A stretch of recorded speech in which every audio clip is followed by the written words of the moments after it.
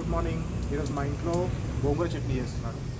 2 కట్టలు గోంగూర తీసుకొచ్చి ఇలా చుట్టుకొని పెట్టుకున్నా. గిన్నె వేడవుతుంది ఇప్పుడే.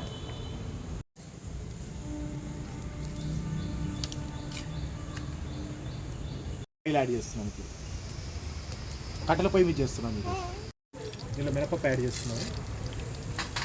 దీంట్లోనే కొన్ని ధనియాలు, ఎండుమిరపకాయలు కూడా యాడ్ చేస్తున్నాను. త్వరగా అయ్యేదాకా ఫ్రై చేసుకోవాలి.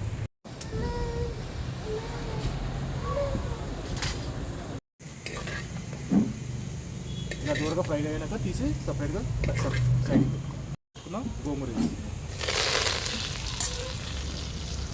కొన్ని ఎల్లిపాయలు యాడ్ చేస్తాం. 5 మినిట్స్ తర్వాత తీసి పక్కన పెట్టుకోవాలి. హాయ్ ఫ్రెండ్స్, ఇప్పుడు చూడండి ఇలా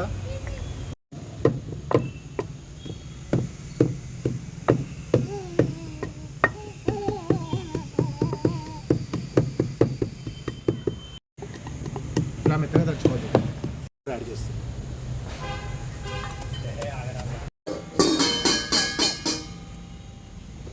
ఇప్పుడు పోపు దినుసులు యాడ్ చేస్తున్నాను.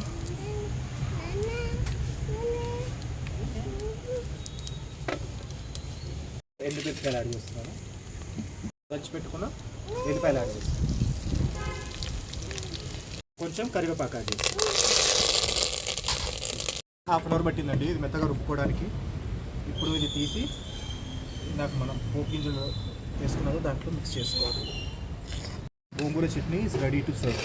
Keep subscribing. Bye friends.